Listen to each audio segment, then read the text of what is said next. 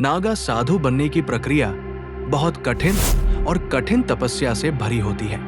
ये एक ऐसा मार्ग है जो साधारण जीवन से अलग होता है और पूरी तरह से त्याग और समर्पण पर आधारित होता है। इस प्रक्रिया को एक छोटी कहानी से समझाने का प्रयास करते हैं। रामू नाम का एक साधारण युवक था जो सांसारिक जीवन से परेशान होकर शांति की खोज में निकल पड़ा।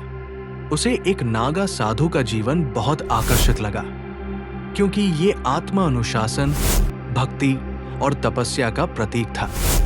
वो एक प्रसिद्ध नागा अखाड़े में पहुंचा और गुरु से निवेदन किया, गुरुजी, मैं नागा साधु बनना चाहता हूं, कृपया मुझे दीक्षा दे। गुरु मुस्कुराए और बोले, नागा साधु बनने का अर्थ है हर सांसारिक सुख सुविधा का त्याग। क्या तुम इसके लिए तैयार हो? रामू ने आत्मविश्वास से कहा, हाँ गुरुजी। गुरु ने उसे कुछ कठिन परीक्षाएं दी। 1. पहला त्याग, उसे अपने परिवार और सभी सांसारिक बंधनों को छोड़ना पड़ा। 2. दूसरा त्याग, उसे जंगल में जाकर कठोर तपस्या करनी पड़ी, जहां उसे केवल ध्यान और योग में समय बिताना था। 3. तीसरा त्याग, उसे अपने अहंकार, इच्छाओं और डर को पूरी तरह छोड़ना पड़ा।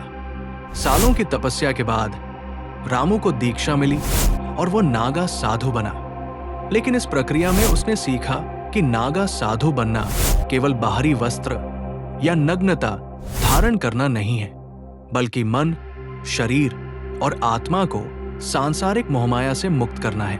नागा साधु बनना एक गहरी आत्मा की यात्रा है, जिसमें तप, त्याग और समर्पण की आवश्यकता होती है। ये कहानी हमें सिखाती है कि सच्चा त्याग केवल भौतिक चीजों का नहीं, बल्कि मन के अंदर की इच्छाओं का भी होता है। नागा साधुओं की तपस्या उनकी आध्यात्मिक साधना और आत्मसमर्पण का प्रतीक होती है। ये तपस्या अत्यंत कठिन होती है, जिसमें शारीरिक, मानसिक और आत्मिक शक्ति की परीक्षा होती है।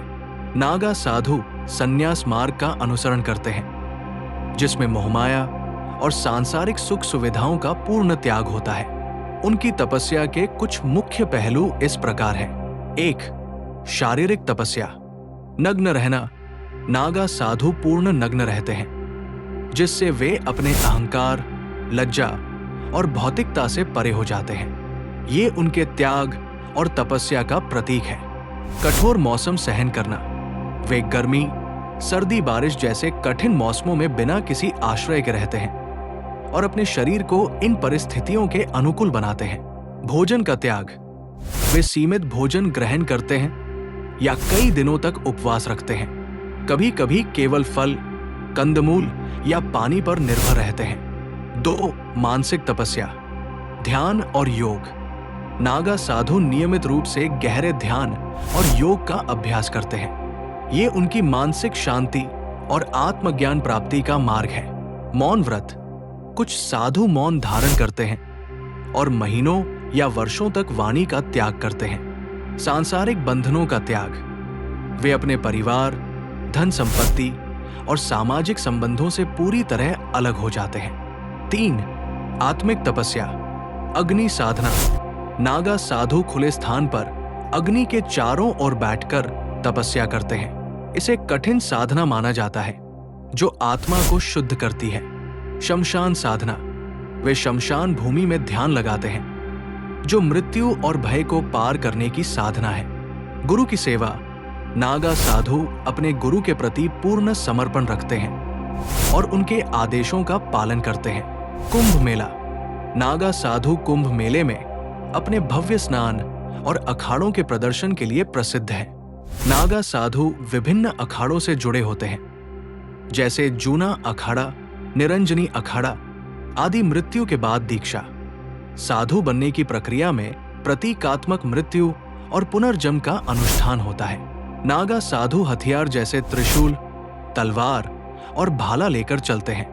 नागा साधु अपने शरीर पर राख, भस्म लगाते हैं, जो पवित्रता और मृत्यु को स्वीकारने का प्रतीक है।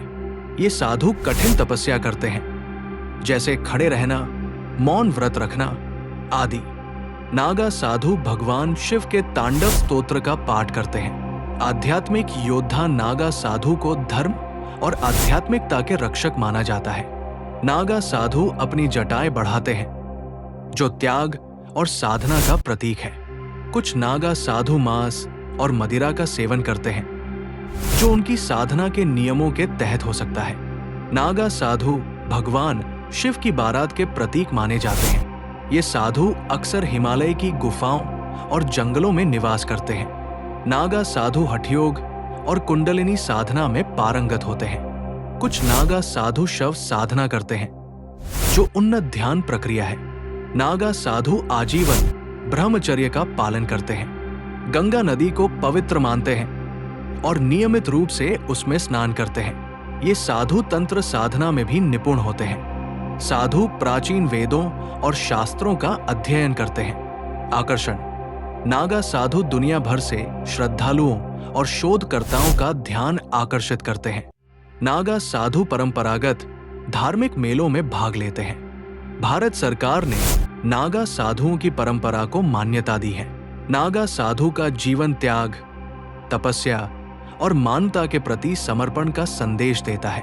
अगर आपको ये वीडियो पसंद आया हो तो इसे लाइक जरूर करें और चैनल को सब्सक्राइब करना न भूलें।